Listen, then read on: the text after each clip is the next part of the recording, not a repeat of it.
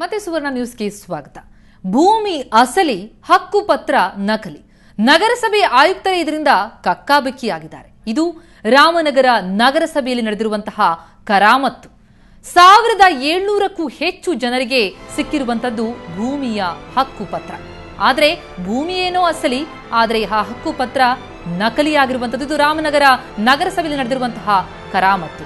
1700ಕ್ಕೂ ಹೆಚ್ಚು ಜನರಿಗೆ ಭೂಮಿ ಹಕ್ಕು ಪತ್ರ ಸಿಕ್ಕಿದೆ. ಆ ಪತ್ರದಲ್ಲಿ ಸರ್ಕಾರಿ ಸೀಲು ಇದೆ, ನಗರಸಭೆ ಆಯುಕ್ತರ ಸಹಿ ಕೂಡ ಇದೆ. ಆದರೆ ಅದು ಅಸಲಿ ಪತ್ರವಲ್ಲ, ನಕಲಿ ಹಕ್ಕು ಪತ್ರ.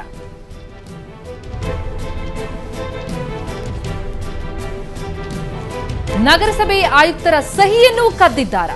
1700 ಜನರಿಗೆ ಬೋಗಸ್ ಹಕ್ಕು ಪತ್ರವನ್ನ ಕೊಟ್ಟಿದ್ದಾರೆ ಅಂತಂದ್ರೆ ನಿಜಕ್ಕೂ ಕೂಡ ಅಚ್ಚರಿಯಾಗುತ್ತೆ. ಆಯುಕ್ತರೇ ಕೂಡ ಇದರಿಂದ ಕಕ್ಕಾಬಿಕ್ಕಿಯಾಗಿದ್ದಾರೆ. ಅವರ ಸಹಿಯನ್ನು ನಕಲು ಮಾಡಿರುವಂತದ್ದು. ಆಯುಕ್ತ ಮಾಯಣ್ಣ ಗೌಡ ಅವರು ಸುವರ್ಣ ನ್ಯೂಸ್ನೊಂದಿಗೆ ಪ್ರತಿಕ್ರಿಯೆಯನ್ನು ನೀಡ್ತಾ ಹೇಳಿದ್ರು, ತಮಗೂ ಕೂಡ ಇದರ ಬಗ್ಗೆ ಗೊತ್ತಿಲ್ಲ, ಇದು ಹೇಗಾಯ್ತು ಅನ್ನೋದ್ರ ಬಗ್ಗೆ ಅವರು ಕಕ್ಕಾಬಿಕ್ಕಿಯಾಗಿದ್ದಾರೆ.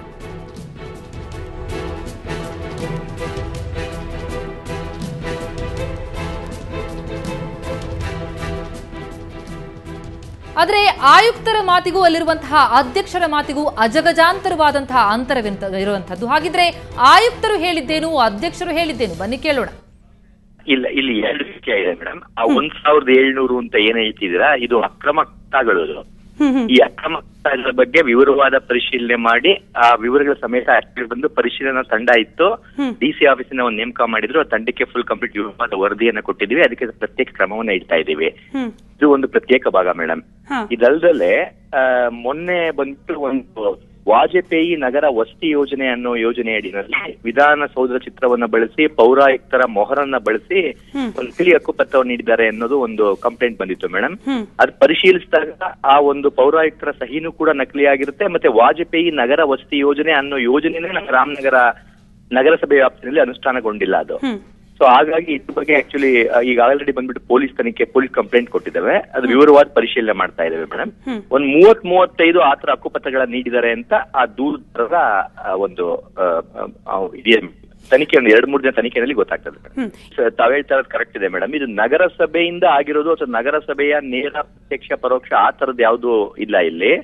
ಹೊರಗಡೆ ಯಾರೋ ಒಬ್ರು ವಂಚನೆ ಮಾಡ್ಲಿಕ್ಕೆ, ಜನಗಳಿಗೆ ವಂಚನೆ ಮಾಡ್ಲಿಕ್ಕೆ ನಕಲಿ ಹಕ್ಕುಪತ್ರಗಳನ್ನ ಮಾಡಿ ಅದನ್ನ ಲ್ಯಾಮಿನೇಷನ್ ಮಾಡಿ 17 ಜುಲೈ 2015 ಇಶ್ಯೂ ಆಗಿರೋದು ಮೇಡಮ್.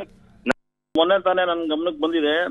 ನಮ್ಗೆ ಮತ್ತೆ ನಮ್ಮ ಆಯುಕ್ತರು ಎಲ್ಲ ಕಂಪ್ಲೇಂಟ್ ಮಾಡಿದ್ದಾರೆ ಸಾರ್ವಜನಿಕರು. ಬರೀ 1-2 ಯಾರು ಹೇಳಿದ್ದಾರೆ.